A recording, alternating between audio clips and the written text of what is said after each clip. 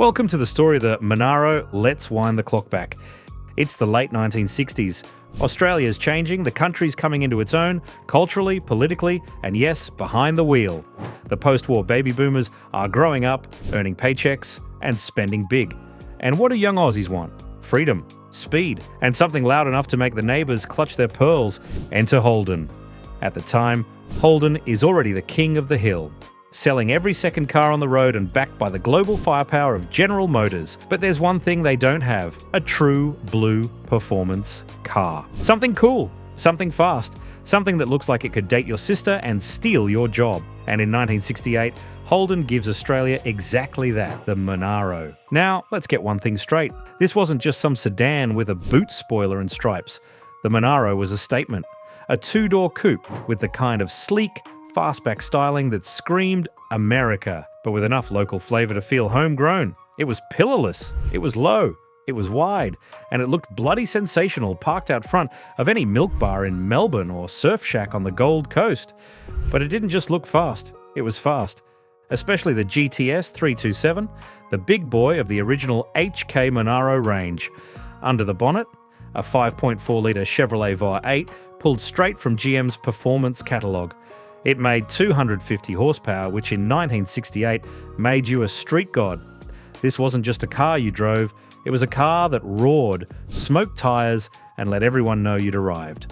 And arrive it did, at Mount Panorama no less. In 1968, just months after launch, the Monaro GTS 327 stormed Bathurst in the hands of Bruce McPhee and Barry Mulholland. They weren't the top team. Hell, they weren't even factory-backed. But they ran that Monaro hard, played it smart, and crossed the line first. It was Holden's first ever Bathurst win, and it shook the foundations of Australian motorsport. This wasn't just about horsepower, it was about proving something. That Australians could design, build, and race a car that didn't just hold its own, it dominated. It wasn't refined like a Benz or lightweight like a Lotus. The Monaro was pure, unfiltered grunt. And Australians loved it for that. Back at the dealerships, the public response was just as wild. Buyers queued up to get their hands on one. If you were a young bloke with a steady job and a little ambition, the Monaro wasn't just a car, it was a passport to legend status. But fun fact, the name? Monaro wasn't dreamed up by some slick Detroit marketing team. It came from a road trip. True story, a Holden exec driving through the high country saw a sign for the Monaro Plains in New South Wales, thought it had a nice ring to it, and the rest is history. Say it with us now. Monaro, not Monero, and definitely not Monaro. You'll thank us later. So by the end of 1968, the Monaro had ticked all the boxes: a sexy design, Bathurst cred, and enough power to blow your flared jeans off. Holden had gone from suburban staple to muscle car royalty almost overnight. It wasn't just a good car, it was our car, and this was just the beginning. By mid-1969, the Monaro was already a bit of a legend. The HK series had set Bathurst alight, earned Holden its first real racing stripes, and given every teenager on the Hume Highway a reason to dream big and drive fast. But legends don't last on nostalgia alone. The world was moving. Rival brands were sharpening their knives. Ford had its XW GT HO Phase 1, snarling on the horizon. The Mustang was carving out a name in Australian streets. Holden? They knew they had to evolve. Fast. Enter the HT Monaro. Now, on the surface, the changes were subtle. Some smoother body lines, a refreshed grille, and new badges that glinted just a little harder in the sun. But under the bonnet, that's where the story gets hot. Gone was the 327 cube V8 that had powered the original GTS into Bathurst glory. In its place, the 350 cubic inch Chevrolet small block. That might not sound like a big jump, but trust us, those extra cubes made a difference. This new GTS 350 wasn't just fast, it was ferocious. It could rip up quarter miles and scare the life out of even the most seasoned drivers. And Holden wasn't done flexing just yet. The HT Monaro also marked the beginning of something deeply important: the debut of Holden's homegrown V8 engines, the 253 and 308. Yes, Australia was finally building its own V8s. No more borrowing from America's parts bin. We were making power the Aussie way now, raw, torquey, and built for the unforgiving roads between Darwin and Dandenong. It was a turning point. Suddenly, Holden wasn't just assembling cars, they were forging identity. This was more than steel and speed. It was engineering nationalism. You could practically hear the pub arguments erupting across the country. Mate, it's not a real Holden unless it's got a 308. But all was not golden in Holden land, because while the Monaro kept getting quicker, the sales charts began telling a different story. In 1970, the HG Monaro rolled out. It was smoother again, more refined, with Holden's new Tri-Matic 3-speed auto available for the first time. That might have pleased the growing number of drivers who preferred cruising to corner carving, but it wasn't exactly the stuff of dreams for the petrol heads. More importantly, the muscle car market itself was shifting. Young drivers wanted something lighter, nimbler, something that could dance as well as it could drag.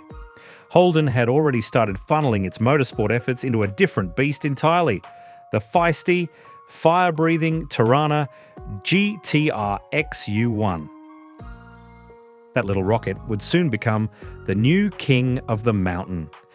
And so, while the Monaro was still the golden boy on the street, with GTS stripes and V8 thunder to spare, the writing was on the wall. The muscle car game was changing, and Holden's big bruiser was starting to feel a little old school. But don't feel too bad for it just yet. Because in those late HK, HT, HG days, the Monaro was still the car that made driveways feel like pit lanes, and every red light an invitation to test your manhood. It was the king of burnout pads, the original V8 hero, and despite the winds of change, it still had more gas in the tank. Holden wasn't done, not by a long shot. By the early 1970s, Holden had swagger. The original Monaro had been a smash hit, not just at the sales counter, but in the national psyche. It had done the unthinkable, made a GM-built, Aussie-assembled coupe feel like a homegrown muscle hero. But the 1970s weren't just about power. They were about pressure. Political pressure, oil pressure, public pressure. And with all of that bearing down, Holden swung for the fences with the HQ Monaro, released in July 1971. This wasn't just a new model, it was a full-body reinvention, wider, rounder, longer, and undeniably bolder. If the original Monaro was a surfboard rebel with flared jeans, the HQ was a heavyweight boxer in a velvet suit, refined but brutal. But let's not kid ourselves, it was massive. The new body sat on a redesigned chassis. It was lower and stronger, but also heavier, more luxurious, and here's the kicker, built with ride comfort in mind. This was the first Monaro designed more for cruising the Esplanade than carving up the hills. Suddenly, Holden wasn't just chasing Ford anymore. They were trying to rub shoulders with European tourers and American land yachts. But of course, this is Holden, and they still had a few tricks under the bonnet. The HQ GTS 350 was the last of the full-fat Chevrolet-powered beasts. It packed serious punch with a 5.7-litre small block V8.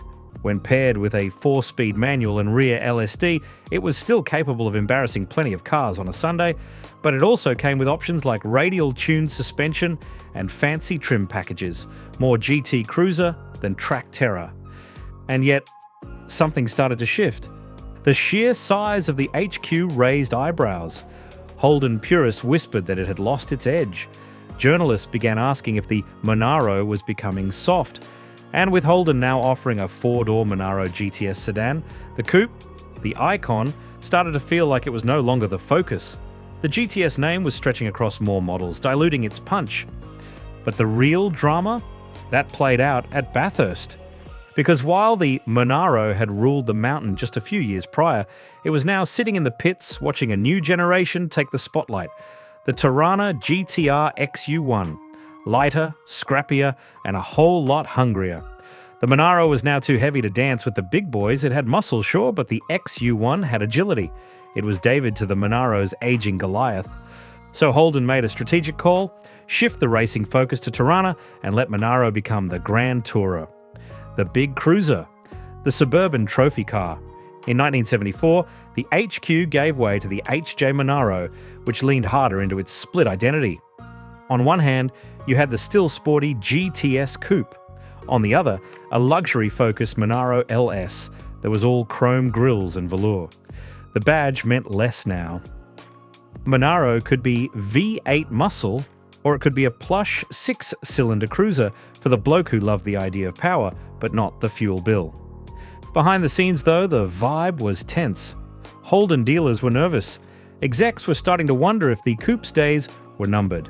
And then, in 1976, without much fanfare, came the HX Monaro LE. The limited edition. Only 580 were made. It was Holden's way of saying thanks for the memories without having to say, we're killing it off. It had the GTS running gear, a vinyl roof, red paint, and enough gold pinstriping to blind your neighbours. It was flashy, it was final. Because by 1977, when the HZ series launched, the Monaro coupe was gone. Dead. The GTS name lived on, but it was stuck to sedans now. And the two-door muscle icon? Gone, like smoke off a burnout pad. And the saddest part? No one even noticed at the time. Australia had moved on. The oil crisis had scared the public. Emissions laws were strangling engines, and Holden, now running leaner and more global, didn't want to throw money at a coupe that no longer sold in big numbers. The Monaro had gone from street king to showroom ghost in under a decade. For over 2 decades, the Monaro remained absent from Holden's lineup. However, in 1998, a concept car dubbed Matilda was unveiled at the Sydney Motor Show, capturing public imagination. The overwhelmingly positive response prompted Holden to develop a production version, leading to the release of the 3rd generation Monaro in 2001. Based on the VT Commodore platform, the new Monaro was available in CV6 and CV8 variants, with the latter featuring a 5.7-litre LS1 V8 engine. The car's blend of modern performance and nostalgic design resonated with enthusiasts, both domestically and internationally. Exported versions were sold as the Pontiac GTO in the United States, the Vauxhall Monaro in the United Kingdom, and the Chevrolet Lumina Coupe in the Middle East. They said it couldn't be done again. By the early 2000s, Australian performance cars were seen as relics of a bygone era, outgunned by European precision, overshadowed by American brute force. The Monaro, once the thundering heart of Australian racing dreams, had been absent from circuits for decades. But Holden wasn't done. Not yet. Because when your national identity is built around V8 power, wide open roads, and the underdog spirit, you don't just fade quietly. You come back swinging. And so, in 2002, the Holden Monaro didn't just return to racing, it came back with a vengeance. Built by Gary Rogers Motorsport and backed by Holden Special Vehicles, the Monaro 427C was not a nostalgia trip. It was a statement, a challenge, a purpose-built endurance racer armed with a 7.0-litre, 427 cubic inch LS 7V8, capable of shaking the earth and snapping necks in pit lanes. This was not just engineering, it was defiance, cast in metal. At the legendary Mount Panorama circuit, where the Monaro first tasted Bathurst victory in 1968, the 427C rewrote the narrative.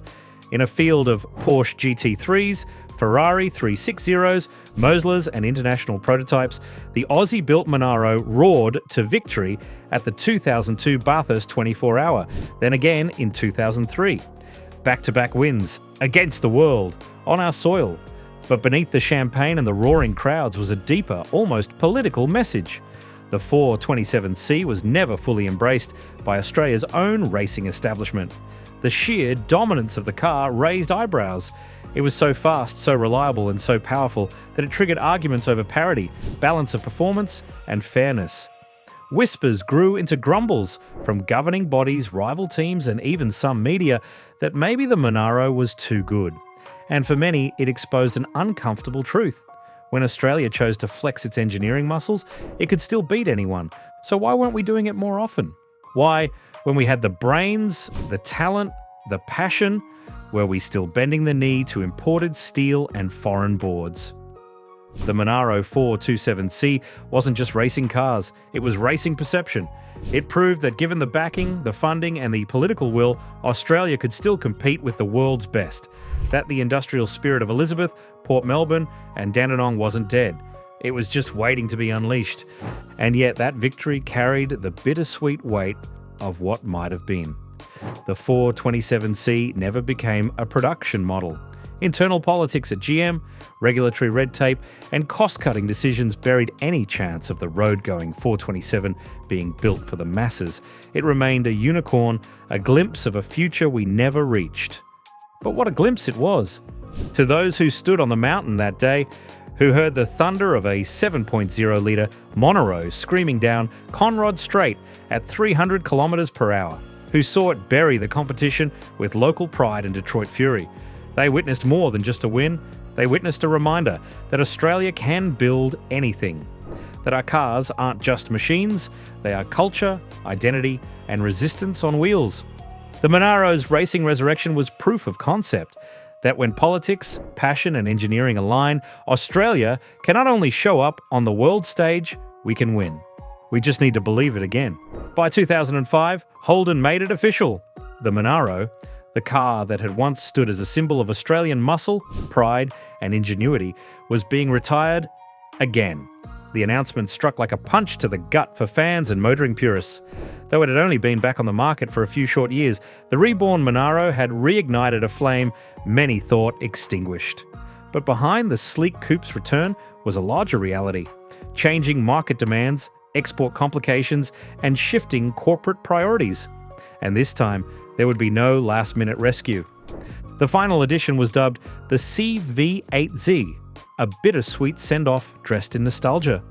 It came in vivid colours like devil yellow and fusion orange, equipped with a throaty LS1V8 and adorned with commemorative badging, chrome accents, and subtle tributes to the Monaro nameplate's storied past. It was beautiful, it was powerful, it was final. The car wasn't just being retired, it was being buried under an avalanche of changing economics and global strategies. Holden's parent company, General Motors, was increasingly focused on modular global platforms, and the bean counters in Detroit saw limited sense in investing further in a niche performance coupe built at the edge of the world. But the Australian public saw it differently. This was more than just a car ending production. The Monaro was a time capsule, one that stored memories of Bathurst glories, late-night runs on winding coastal roads and driveways where fathers once passed the keys to sons. The final Monaro rolled off the line at Elizabeth, South Australia, to quiet fanfare and subdued ceremony. It should have been a national moment, but by then, Holden's future was already in question. And in the halls of government, whispers were getting louder. Australia's automotive industry, once the envy of the Southern Hemisphere, was buckling under globalisation and policy neglect. Tariff reductions, free trade agreements, and lack of robust government subsidies had opened the floodgates to cheaper imports. The economic rationalists argued it was market evolution, but to those inside the factories it felt like surrender. Politicians of the day, from both major parties, made statements praising Holden's legacy while simultaneously doing little to guarantee its survival. The Monaro was caught in that crossfire. It had returned not just as a car, but as a symbol of what Australia could still build. Its demise in 2005 was a warning shot, one that not enough people heard. Owners of the CV8Z didn't just buy a car, they bought a gravestone. The end of Monaro marked the beginning of the end for Holden as we knew it. Ford would follow with its own manufacturing wind down, and by 2017 Holden itself would cease domestic production entirely. And yet the CV8Z didn't disappear quietly. In years to come, collectors would seek them out. Enthusiasts would preserve them. And across forums, car shows, and garages nationwide, the Monaro's name would remain spoken with reverence. The final Monaro was not the death of something. It was the spark that kept its legend alive. Because when a car becomes a symbol of a country, of a culture, of a people, it never truly dies. It echoes like the sound of a V8 rolling across the hills long after the last engine has been shut off.